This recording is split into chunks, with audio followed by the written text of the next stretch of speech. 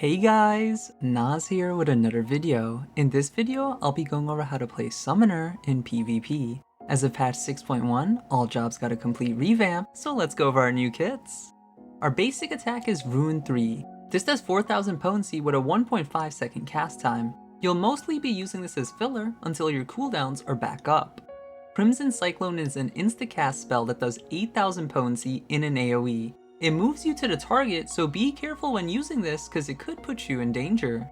Crimson Cyclone then changes to Crimson Strike. Crimson Strike is another insta-cast spell that does 12,000 potency in an AoE. You can use this from range, so make some distance to keep yourself alive because you have one of the lowest HP pools out of all the jobs.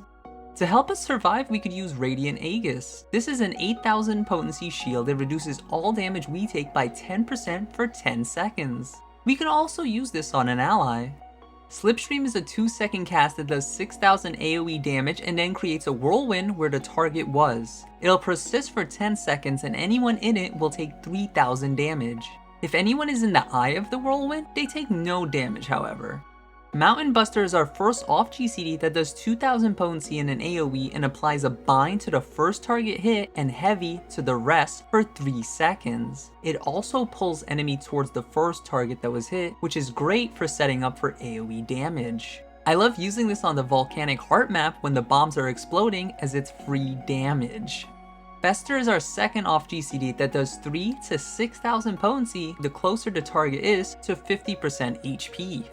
Unlike the rest of the roster, Summoner comes with 2 limit breaks, so let's go over Bahamut first. When summoning Bahamut, anyone in the AoE will be hit with Mega Flare, which does 18,000 potency damage. Enemies can still walk in or out of the AoE to avoid taking damage, so try using it in areas that they can't do this. The limit break button will turn to Enkindle Bahamut. You only get one use of this, so make sure to use it wisely.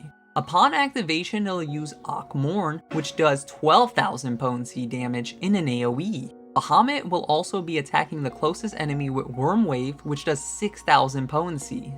The last perk of summoning Bahamut is our Rune 3 button will change to Astral Impulse, which is the same cast time as Rune 3, but it'll do 6,000 potency. Bahamut's summon does a lot of damage, so if you need the extra firepower, then call for its help. Our second limit break is Summon Phoenix. Phoenix is more of a defensive summon because anyone in the AoE upon summon will get hit with Everlasting Flight. This will put a regen on all allies in the AoE for 4000 potency for the next 15 seconds. If anyone is below 25% HP, then they'll be healed for 12,000 potency. You'll want to make sure to hit as many allies when using this because unlike Bahamut, the circle snapshot who's in it upon usage. So even if allies walk into it afterwards, they won't get the buff. The limit break button will turn to Enkindled Phoenix. You only get one usage of this as well. This will use Revelation, which is everyone in an AoE for 3000 potency and applies a dot that does 15,000 potency over the next 15 seconds. During all of this, Phoenix will be attacking the closest target with Scarlet Flame. This does 4000 potency and applies a debuff. The debuff reduces all damage coming from this enemy by 50% for 5 seconds. Our Rune 3 button will change to Fountain of Fire. This is an insta-cast spell that does 4000 potency.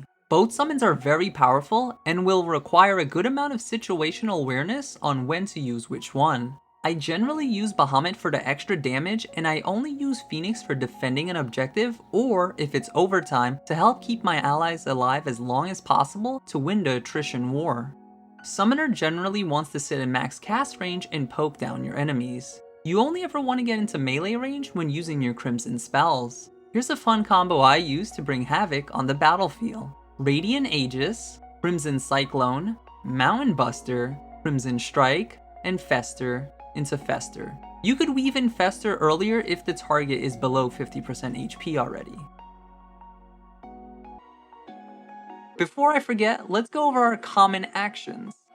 Standard Elixir fully heals your HP and MP, but it does take 4.5 seconds to use, so when using this you want to be behind cover, otherwise if you get hit the cast will interrupt you and you will have to start all over again. Recuperate is our only use of our MP resource. It heals us for 15,000 HP on a 1-second cooldown. Try to only use this when you'll get the full value as MP recovery is rather slow. Every 3 seconds you get back 500 MP, so it'll take 15 seconds to get another usage, which is a long time on the battlefield. Purify gets rid of debuffs and gives us immunity to those debuffs for 5 seconds so we don't get chain status.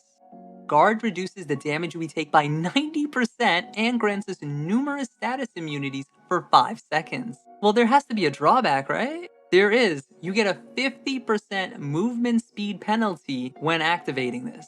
It's best to use this when someone is trying to kill you and you couldn't escape otherwise, to get the full value out of this and act as a pseudo cancel to the penalty.